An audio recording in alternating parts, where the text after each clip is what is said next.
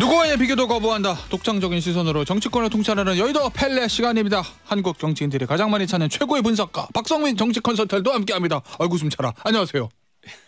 네. 새해 복 많이 받으세요. 새해 복 많이 받으세요. 네. 야, 새해는요. 다들 좋은 일이 있어야 됩니다. 네, 이 뭐 정치쇼가 이게 네. 그 이준석 대표 전 대표가 말한 대로 콜로세움이 아니라 아고라인데 공론장을 그냥 딱 지배하는 그 금년에는 좀 하여튼. 아유 감사합니다. 예. 정치 토크의 아고라가 되어죠. 근데 이제 가끔요, 이 조회수를 위해서는 이 콜로세움도 도움이 될 때도 있어요. 여야 정치인들이 뭐 이렇게 좀. 그럼 뭐 제가 들어오기 전에 이준석 대표하고 셋이서 나눈 얘기를 여기서 하면. 네. 그 조회수는 확 올라갈 텐데. 뭐 조회수는 올라갈 것 같은데 뒷감당은 우리 박성민 대표가 하셔야 되는 거고 저는 못 들은 걸로 하겠습니다. 아유 큰일 납니다. 뭐 마이크가 꺼지는 수가 있어요. 얘기하다가 궁금하시죠, 청취자 여러분? 말씀 못 해드립니다. 저는. 자, 이 이야기 좀 해보자. 근데 막 하고 싶은데 하면 안 될 것 같아요. 이 얘기 좀 해보죠. 이 한동훈 비대위원장 지금 뭐 여의도 정치권의 가장 뜨거운 인물이니까. 이 한동훈 비대위원장이 내정되기 전에 여의도 펠레 시간에서 비대위원장 맡는 거는 상식적으로 무리수다. 개인적으로 묻는다면 말리고 싶다. 뭐 이렇게 말씀하셨었어요. 그죠? 예. 그런데 비대위원장이 되고 지금 한 일주일 정도 지났습니다. 어떻게 평가하고 계십니까? 일주일간의 메시지라든지 행보. 그러니까 뭐 그때도 기대와 우려가 있었던 거 아닙니까? 그러니까 뭐 기대라고 하는 거는 이제 어쨌든 지금 대통령 인기가 없는 상황에서 정권 심판론이 지금 작동하고 있으니까 그래서 차기 대권 주자 1위 후보가 나와서 이 구도를 좀 바꿔서 윤석열 심판론을 하여튼 이제 수비만 하다가 한동훈이랑 공격수를 내서도 공격을 좀 하자 이렇게 바꾼 측면이 좀 하나 있고 뭐 대통령과 특수관계니까 그동안에 뭐 당대표나 비서실장이나 뭐 모든 정치 사람들이 대통령께 뭐 직언을 못했는데 그래도 한동훈 위원장이면 또 직원을 좀 그래도 편하게 할 수 있는 거 아니냐 뭐 이런 두 가지 기대가 있었던 거 아닙니까? 근데 이제 보면 전자 약간 대권 주자가 나옴으로써 그거는 조금 기대가 반영되고 있는 것 같아요. 전반적인 여론조사 수치를 좀 호전시키고 있으니까. 그런데 두 번째 것은 좀 기대하기가 쉽지 않을 거로 저는 뭐 그때도 봤고 지금도 그렇게 봅니다. 다만 이제 우려했던 부분은 뭐냐면 정치 경험, 선거 경험이 없기 때문에 이 선대위원장이면 몰라도 비대위원장을 할 수 있겠느냐 그런 우려가 있었는데 그거는 뭐 나오는 메시지를 봐도 제 우려가 좀 더 강해지고 있어요. 그 인사를 한 것도 보면 지금 사무총장이 초선 사무총장이고 지금 여의도 연구원장에 기자 출신을 앉혔는데 전반적으로 보면 이게 이제 선거를 치를 수 있는 라인업으로 보이진 않습니다. 그러니까 기존의 문법과는 안 맞는다는 말씀이신 거죠? 지금 처해 있는 지금 숙제가 이번 총선에 지금 나와 있는 문제가 굉장히 어려운 문제, 고차방 정식입니다. 이 고차방 정식을 풀어내기에는 좀 학생들이 좀 그 정도까지 공부는 진도가 나가지 못한 분들이 조금 보이기 때문에 비대위원이나 뭐 여의도 연구원이나 지금 사무처나 이런 분들이 총선을 과연 치를 수 있을까 이 복잡한 선거를 그런 생각이 좀 들고 해석을 해보자면 그럼 원래 사무총장은 어느 정도 한 3선 중진 뭐 그러기도 하고요. 근데 잘 몰라서 이랬을 수 있고 그러니까 뭐 참신함에만 방점을 찍어서 이렇게 했을 수 있고 아니면 뭐 공개적으로 드러난 데서 하는 게 아니라 안 보이는 데서 뭔가 선거 지휘부가 따로 있는 거 아니냐 이렇게 의심받을 수 있는 혹시 그런 라인업이라고. 비선인 건데? 그건 잘 모르겠습니다. 그래서 조금 우려는 됩니다. 된다는 뜻입니다. 아니 그러면요, 한동훈 위원장 입장에서 사무총장은 당연직 공관위 부위원장이니까 한 3선 중진들이 하고 그리고 여의도 연구원장은 싱크탱크니까 역시 뭐 의원 출신들이 하고 기존에 그런 걸 알았을 거 아니에요. 알고 있잖아요. 당연히. 그걸 알 수 없죠. 아니 그러니까 기존에 어떻게 인사를 했는지는 당연히 알고 있을 건데 그럼에도 불구하고 0.5선의 장동혁 의원 기자 여론조사 전문 기자 전직 의원이 아닌 분들이 뭐 여의도 연구원장을 갈 수도 있고 또 그런 사례도 있고요. 뭐 교수님들도 하고 막 그랬기 때문에 뭐 그렇긴 하죠. 그거는 꼭 그런 거는 아니고 사무총장 같은 경우는 좀 선거 경험이 좀 많아야 되거든요. 왜냐하면 지금 비대위원장을 보좌 해야 되는데 비대위원장이 지금 그 경험이 없지 않습니까? 그러니까 그런 면에서 보면 공천도 공천이지만 선거 뭐 전략을 짜고 뭐 이슈를 개발하고 하는 것들이 거의 쉬운 얘기가 아니기 때문에 그런 면에서는 그런데 뭐 누구를 앉혀도 신선함은 떨어질 테니까 차라리 파격적으로 가자 이렇게 했을 수는 있겠는데 그럴 수는 있겠다고 봅니다. 그런데 이제 그것이 이 복잡한 숙제를 풀기에 라인업이 좀 약해 보인다. 그거는 뭐 부인할 수 없는 거고 한동훈 위원장이 지금 뭐 메시지를 계속 던지고 있지만 메시지는 어떻게 보세요? 그러니까 뭐 예를 들면 지금 제일 많이 언론에 나오는 단어는 동료 시민. 그거는 뭐 저는 뭐 그닥 그렇게 평가할 게 있다고 보지 않습니다. 그거는 마치 제가 받았을 어떤 느낌을 받았냐면은 윤석열 대통령이 그 대통령 취임사 때 처음으로 세계 시민이란 말을 여러 번 반복했었어요. 아 그래요? 그 통합이라는 단어는 안 썼는데 세계 시민 여러분이라는 걸 여러 번 써서 제가 그때도 이것은 아마 한국이 글로벌 중추 국가로서 이제 세계적으로 역할을 좀 하겠다라는 그 선언같이 들린다. 왜냐하면 뭐 청자를 세계 시민 여러분으로 하는 경우는 거의 없었거든요. 그러니까 그런 면을 보였고 동료 시민 여러분이라고 하는 것도 저는 처음 듣는 거지만 느낌으로만 보면 세계 시민 여러분과 비슷하게 들렸다. 말씀드리겠습니다. 알겠습니다. 이 한동훈 위원장 메시지 좀 보죠. 그 보니까 뭐 삼국지 얘기도 많이 하고 사극의 궁중함도 찍지 맙시다는 얘기도 많이 하고 좀 비유적인 표현을 많이 쓰던데 그런 메시지의 기법, 화법들은 어떻게 평가하십니까? 글쎄 그것도 뭐 적절할 때 한두 번 쓰는 거지. 뭐 이준석 전 대표하고 삼국지 갖고 뭐 막 주고받고 하던데 뭐 제갈량이 될 거냐 뭐 여포 얘기도 나오고 동탁 얘기도 나오고 막 그러던데 그건 뭐 그닥 좋은 비유 같지는 않아 보여요. 그래요. 알겠습니다. 자 그러면은 한동훈 위원장이 비대위원장 취임부터 계속 하고 있는 가장 큰 아젠다라고 이걸 아젠다라고 그래야 되나요? 총선 전략이라고 그래야 되나요? 86 기득권. 이거에 대한 공격, 이 부분을 운동권 청산 프레임 이걸 많이 얘기하고 있거든요. 근데 그 전략은 어떻게 평가하십니까? 그러니까 586 청산이 좀 더 구체화돼야 될 것 같아요. 그러니까는 제가 이제 국민의힘 전략가라면 문재인 정부에서 이재명 대표로 이어지는 요 기간, 요 기간에 그래도 김대중 정부와 노무현 대통령 때까지만 해도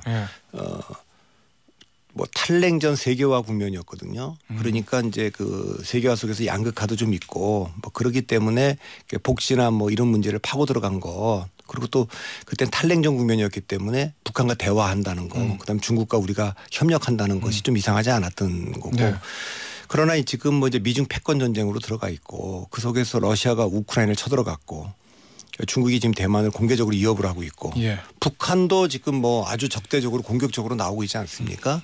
그 핵을 보유하고 그 핵을 뭐 방어용으로 쓰겠다는 게 아니라 공격용으로 쓰겠다 이를 공공연하게 얘기를 하기 때문에 햇볕 정책이 이제 파산한 거 아니겠습니까? 그러면 이제 민주당 정부 586들이 그동안 쭉 해왔던 지난 수십 년간 그 탈냉전 세계화 국면에서 해왔던 그 노선들에 대한 구체적인 비판 그러니까 예를 들면 외교 노선, 안보 노선 뭐 경제 정책, 재정 정책, 부동산 정책, 뭐 교육 정책 이렇게 구체적으로 그러니까 586들의 세계관 그 사람들이 해왔던 정책 방향 이제 그런 거 조금 전에 말씀드린 대로 외교 안보 쪽만 해도 북한의 결국 해변 정책이라는 게 실패한 거 아니냐 이젠 새로운 구상이 있어야 되는 거 아니냐 이제 그런 면에서 보면 86 그 민주화 세력들이 끌고 왔던 그 정부도 노무현 정부 김대중 정부 때는 뭐 아주 젊었을 때니까 그렇지만 적어도 노무현 정부와 문재인 정부 두 정부 때는 나름대로 주역 역할을 한 거 아니겠습니까? 특히 문재인 정부 때는 이제 그거에 대한 이제 그 재검토가 필요하다. 뭐 이런 것들은 매우 구체적으로 공격을 해야 될 겁니다. 추상화된 무슨 586 민주화 심판이라 이렇게 얘기할 건 아니고. 알겠습니다. 이 관역을 좀 잘게 쪼개서 겨냥을 해야 된다. 뭐 국민들이 동의를 얻어낼 수 있는. 알겠습니다. 지금 추상화된 슬로건만 지금 있는 것 같아서. 근데 어쨌든 그게 추상화된 슬로건이든 구체적인 전략이든 간에 보니까 한동훈 위원장과 국민의힘의 주요 총선 전략이 이 운동권 청산 요거를 주요 전략으로 지금까지는 쓰는 것 같거든요. 이 선거 전략으로서는 이것이 유효하다고 보세요? 아니면은 여당의 선거 전략으로서는? 그러니까 이제 어쨌든 지금 당장은 그러니까 대통령 지지율이 낮은 상태에서 윤석열 정부 지금 심판론이 강하게 지금 작동하고 있기 때문에 이걸 이제 물꼬를 좀 터야 될 거 아니겠습니까? 그러면 어쨌든 규정을 해야 될 겁니다. 선거라는 건 프레임이고 상대를 규정을 해야 되니까 상대를 규정한다고 얘기할 때 그거를 뭐 586이라고 규정해도 되고 뭐 민주화 세력이라고 얘기해도 섞어서 뭐 586 민주화 세력이라고 얘기해도 되고 아니면 그 문재인 정부가 586이 추진해왔던 핵심적인 정책들 아까 말한 대로 중국과 북한의 좀 더 우호적인 정책에 대한 것을 뭐 그걸 뭐 네이밍을 한다든가 또 뭐 경제 정책과 부동산 정책에 대한 거를 뭐 네이밍을 한다든가 이렇게 해서 딱 직관적으로 알 수 있게끔 하는 게 좋을 텐데 586이라고 얘기하는 건 세대 교체라고 하는 측면도 조금 이념적인 것도 좀 있지만 이념적인 것 하나에다가 세대 교체 두 가지 그 이중적인 표현으로 쓰는 거니까 그것은 뭐 지금 586이 이제 686 됐으니까 저 같으면 586이라는 표현보다는 86이라는 표현보다는 686으로 이제 60대에 들어가고 있다라는 상징적으로 좀 보일 텐데 지금은 86 청산도 혹은 586이라고 얘기를 하고 있어요. 그래서 그런 것도 좀 정교해 보이지는 않은데 어쨌든 그거는 뭐 야당을 그 규정하는데 뭐 의미 있는 어쨌든 전략 중에 하나죠. 야당의 정권 심판론이라는 전략을 운동권 심판론으로 되받아친다 뭐 이런 거잖아요. 근데 어제 이제 대통령 신년사 보니까 자기들만의 이권과 이념에 기반을 둔 패거리 카르텔을 반드시 타파하겠다. 한동훈 위원장의 워딩하고 그 뜻은 좀 비슷한 것 같거든요. 그러니까 대통령의 그 이권 카르텔이라는 말은 뭐 정치 처음부터 나왔던 말이고 다 맞는 말인데 이념에 기반한 말도 맞는데 지금 두 가지 문제가 있습니다. 그러니까 그런 비판이 의미가 있으려면 본인이 그 말을 했을 때 신뢰를 받아야 되거든요. 그러니까 윤 대통령은 지금 그 지난 그 한 1년 6개월 그 동안 그 문제에서 신뢰를 좀 잃었습니다. 그러니까 뭐 인사 문제라든가 뭐 이권이라든가 이런 모든 문제에서 윤 대통령은 문재인 정부나 또 민주화 세력을 비판할 정도로 아주 굉장히 공정하고 정의롭게 원칙에 맞춰서 했다. 이렇게 지금 보지는 않는 상황이기 때문에 그 얘기는 이 패거리 카르텔 또는 이권 카르텔이 청산의 대상이 아니란 게 아니라 청산의 주체로서 자격을 상실했다는 뜻입니다. 그러니까 그 자체가 청산의 대상인 건 맞는데 과연 그 청산의 주체로서 윤석열 대통령이 그 얘기를 할 수 있느냐. 이게 검찰총장 때나 아니면 정치 처음 때는 그 얘기가 먹혔지만 지금은 이제 그 국민들이 다 지켜봤기 때문에 잘 안 먹힌다는 거 이걸 이제 알아야 된다는 게 하나고 한동훈 위원장은 그 면에서는 아직은 조금 대통령과 차별화된 지점이 있기 때문에 이 부분을 좀 숙제로 남겨놔야 될 겁니다. 두 번째는 한동훈 위원장이나 윤석열 대통령이 계속 범하고 있는 우려는 뭐냐면 그런 모든 메시지가 우리층 지지를 강화하는 메시지로 가고 있는데 제가 늘 말씀드린 선거 전략이라는 건 우리에 대한 지지를 강화할 거냐 우리에 대한 반대를 약화시킬 거냐 상대에 대한 반대를 강화할 거냐 상대에 대한 지지를 우리에 대한 지지 강화는 네 번째로 가야 된다니까요. 근데 이걸 계속 첫 번째로 지금 들고 오는데 이걸 윤 대통령이나 이게 대통령 주변에 있는 참모들 그다음에 당에 있는 분들이 이걸 못 버려요. 왜? 그 세계관이 그렇기 때문에 그러니까 오류는 고칠 수 있어도 한계는 넘어설 수가 없거든요. 그러니까 그 세계관 안에 있기 때문에 지금 못 벗어나는 겁니다. 근데 이건 한동훈 위원장도 같은 세계관 속에 있다는 거예요. 그렇기 때문에 한동훈 위원장이 그것을 벗어날 수 있는 사람들로 이제 그 참모들을 짜고 해야 될 텐데 과연 그렇게 할 수 있을지 잘 모르겠습니다. 왜냐하면 비대위원들 중에도 사퇴했습니다만 이제 그 뉴라이트 출신도 있고 다 비슷한 생각인데 그걸로는 이길 수가 없기 때문에 그건 네 번째로 돌리고 우리에 대한 반대를 약화시키는 전략으로 전환을 해야 되는데 그거는 이제 그동안 586과 문재인 정부 해왔던 정책들을 쫙 리뷰를 하면서 이런 정책들이 왜 국가를 어렵게 만들고 국민들을 어렵게 만드느냐. 그래서 우리가 갖고 있는 대안은 이거다. 이런 정책적인 거 외교 정책, 안보 정책 이런 걸 구체적으로 해야 되는데 구체적으로 내놓기에는 조금 게으른 거 아닌가 싶어요. 그러니까 그 귀찮고 게으르니까 슬로건으로 자꾸만 하려고 하는데 선거는 슬로건으로 되는 게 아니고 매우 구체적인 그 디테일한 실증적인 그 데이터로 해야죠. 알겠습니다. 이 이준석 전 대표의 지금 움직임 어떻게 평가하고 계세요? 가칭 개혁신당. 뭐 이준석 대표는 사실상 뭐 탈당한 것으로 보입니다만 내용상으로는 출당당한 거 아니겠습니까? 내용상으로 출당해야겠다. 그리고 전직 대표니까 뭐 분당이라고 이준석 대표 입장에서는 얘기할 수도 있고 이것은 뭐 민주당 사정도 비슷한 거 아닙니까? 사실은 뭐 탈당이 아니라 출당당하는 거죠. 그런 상황이기 때문에 뭐 선택지가 별로 없었던 것 같고 이제 이준석 대표가 처음에는 여론조사에 이제 잡힐 텐데 이준석 대표나 민주당 이낙연 대표나 다 본인이 원래 몸담고 있었던 그쪽을 향한 그 공세를 취하지 않겠습니까? 그러니까 윤석열 대통령과 그 국민의힘을 향한 공세를 갖다 이준석 대표가 계속 취하겠죠. 그리고 이제 뭐 독자적으로 계속 가다가 빅텐트로 갈 건지 이거는 뭐 그 부분인 거죠 결국에. 그건 2, 3월 달에 가서 봐야 될 것 같습니다. 지금 좀 이르고. 그 한동훈 위원장하고 이준석 전 대표의 공조는 가능하다고 보세요? 어렵지 않겠어요. 보수 지지자들의 봤을 땐 꿈의 라인업일 건데. 이제 와서 되겠습니까? 그러니까 만약 예. 그렇게 할 거였으면 예. 한동훈 비대위원장이 됐을 때 그 시장이 예상하지 못한 윤 대통령과는 결이 다른. 예. 그래서 27일 탈당 전에 예. 뭐 만나서 뭐 했다면 모를까 한번 나갔는데 예. 그 뒤에 무슨 뭐 다시 하는 거는 적어도 총선 전에는 생각하기 어렵고 총선 후에 뭐 나중에는 뭐 그거는 뭐 대선 공간이나 이럴 때는 또 다시 얼마든지 할 수 있는 거지만 지금 나갔다가 총선 전에 재결합한다거나 뭐 그럴 가능성은 좀 현저히 떨어졌다고 봐야 되겠죠. 알겠습니다. 이준석 전 대표도 개혁신당 정강정책위원장 아이고 뭐 이름이 바뀌어가지고 이준석 위원장도 지적하고 있는 이 결국 김건희 여사에 대한 리스크 문제를 어떻게 해결할 것이냐 이게 이제 한동훈 위원장과 국민의힘의 큰 과제 중에 하나일 거 아니에요. 특검법은 대통령이 거부권을 행사할 것은 뭐 거의 자명한 사실이니까 어떤 식으로 이걸 정리해야 된다고 보십니까? 정리를 안 하겠죠.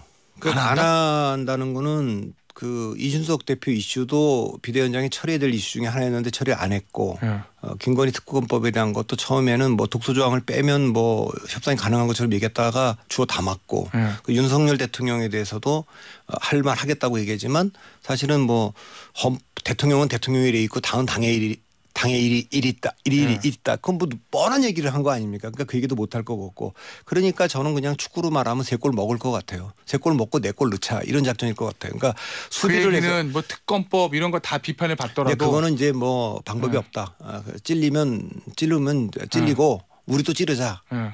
뭐 공격 축구 지금 토트넘이 그렇게 하고 있는 거 아닙니까? 그 전에 뭐 무리뉴 감독 때는 장구는 축구 수비 축구지만 수비가 안 된다 지금 우리가 안 되는 거니까 상대방도 골키퍼가 지금 파란 쪽에 골절상을 입고 서 있으니까 웬만하면 때리면 들어간다 이제 이런 축구고 그런 식으로 창을 선택한 거지 방패를 선택한 건 아니니까 뭐 김건희 특검법을 어떻게 할 거냐라는 거는 그건 뭐 거부하고 대통령 영부인에 대한 수사를 정권 한복판에 할 수 없다. 이건 정략적인 거기 때문에 한 거고 뭐 그렇게 하고 넘어가겠죠. 그럼 예를 들어서 뭐 제2부속실 특별감찰관 뭐 대국민 그거는 이런 거 뭐 그 정도는 얘기를 할 수 있을 것 같은데 그건 대통령도 약속한 거잖아요. 국회가 정해서 오면 특별감찰관은 임명하겠다. 그건 박근혜 정부 때까지 있었고 문재인 정부 안 했는데 우리는 꼭 하겠다고 여러 번 공언한 거고 제2부속실도 나는 내조만 하고 활동 안 하겠다고 했는데 지금 공개적으로 외교 활동을 하고 계시니까 그럴 거면 제2부속실을 둬야죠. 그래야지 뭐 그걸 이제 제1부속실이 하는 일을 갖다가 월권한다 이런 얘기가 안 나오지 않겠습니까? 지금 보시기에 그럼 그 정도까지는 예를 들어서 뭐 보완책이라고 그래야 될까요? 그런 걸로 대통령실이나 한동훈 비대위원장이 내놓을 것 같습니까? 아니면 그거마저도 안 할 거라고 그것도 저는 안 내놓을 가능성이 있다고 보는 게 너무 많은 사람들이 이미 다 바깥에서 얘기했잖아요. 저도 여러 번 얘기를 했고 그건 그전부터. 그러니까 그걸 한동훈 위원장이 적어도 비대위원장 되기 전이나 또 되고 나서 바로 즉각적으로 이거를 그냥 본인이 그거 뭐 특별감찰관이나 제2부속실 플러스 뭐 예를 들면 내가 법무장관 지금 하면서 민정수석실 없애고 그 기능을 법무부로 옮겨왔는데 해보니까 이건 민정수석실 부활해야 되겠다. 그런 정도라도 시장이 예상하지 못한 걸 던졌어야 된다고 봅니다. 이제 그 얘기가 전혀 없는 거 아닙니까? 알겠습니다. 마지막으로 국민의힘 관련해서 이것만 좀 질문을 드릴게요. 어제 한동훈 위원장이 공천 관련해서 그 얘기했어요. 과정은 공정해야 되고 멋져야 되고 결국 이기는 공천해야 된다. 사실 너무 당연한 얘기이기도 한데 요거 하려면 공관위원장 선임 잘 돼야 되잖아요. 어떤 컨셉으로 가야 된다고 보십니까? 공관위원장.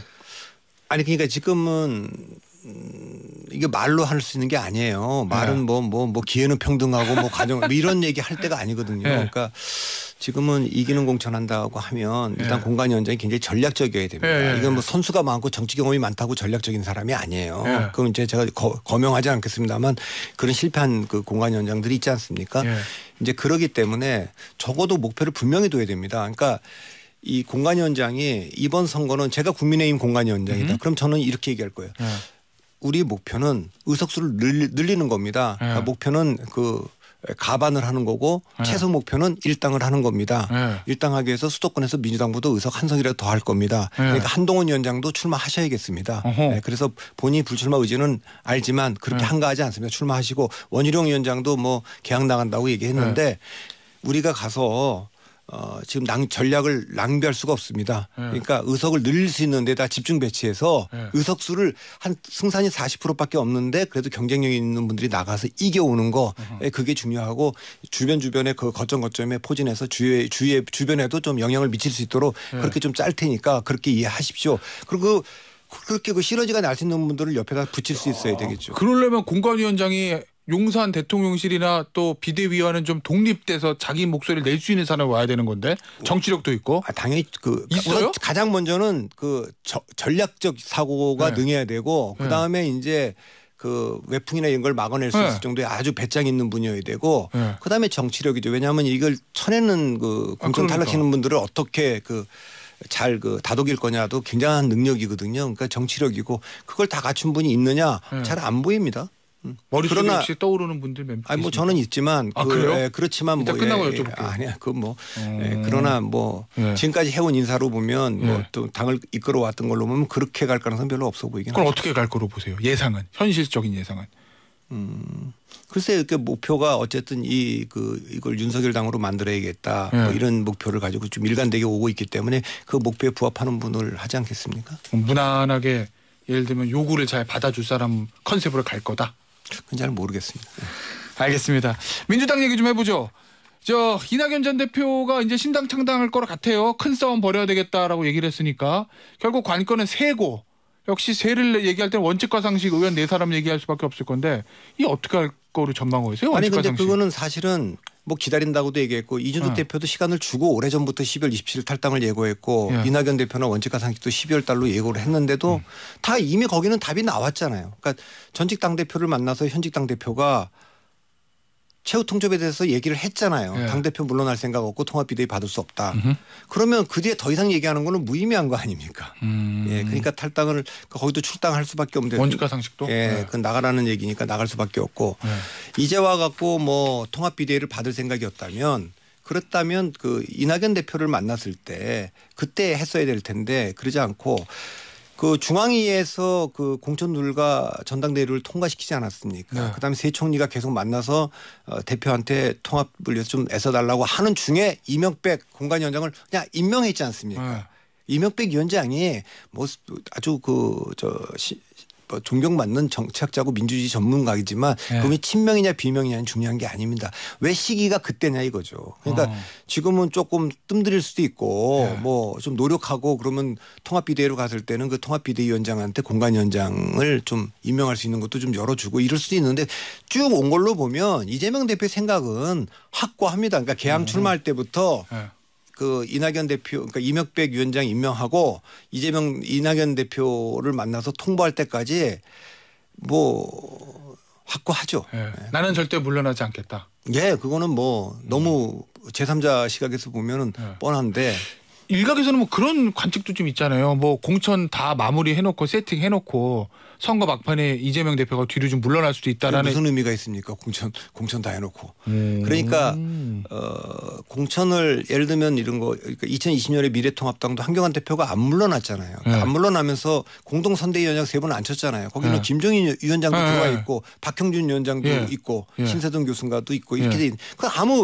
공동선대위라는 게 아무 의미가 없잖아요. 결국 이제 당대표가 한 거니까 다 해놓은 다음에 공천까지 다 완성시켜 놓은 다음에 물러나는 거예요. 뭐가 뭐 의미가 있겠습니까? 이재명 대표가 사실 당에 대한 장악력이 그립감이 강한 것 같은데 그럼에도 불구하고 지금 통합비대위 요구 전혀 받지 않는 거는 물러났을 때 오는 위험성 때문에 저는 뭐 그렇게 강하다고 보지 않습니다. 2012년에 박근혜 비대위는 박근혜 대주주가 좀 일찍 나온 거고 2016년에도 문재인 대표가 김종인 위원장한테 정권을 줄 수 있었던 것은 문재인 대표가 대주주고 김종인 위원장이 대권 주자가 아니기 때문에 가능했던 거라고 본다면 지금 뭐 이재명 대표는 그렇게 강하지 않죠. 이재명 대표 측에 붙어 있다고 하는 친명은 이재명 대표의 어떤 가치라든가 뭐 정책 동지 관계가 아니지 않습니까? 이재명 대표가 있어야만 공천을 받을 수 있기 때문에 지금 저런다. 윤석열 대통령 주변도 마찬가지입니다. 그렇기 때문에 선거가 끝나면 다 떠나갈 사람들이라는 걸 누구보다 이재명 대표가 잘할 거예요. 오히려 대주주가 아니고 그릇감이 약하기 때문에 몰몰라라는 거다. 전 윤석열 대통령도 그렇고 이재명 대표도 그렇고 굉장히 약한 대통령, 약한 그 당대표로 보이기 때문에 더 강하게 지금 목소리를 내고 하는 거죠. 그럴 수 있는 여유가 없는 겁니다. 뭘 포용하고 통합하는 여유가. 알겠습니다. 여기서 마무리하도록 하겠습니다. 박성민 컨설턴트였습니다. 감사합니다.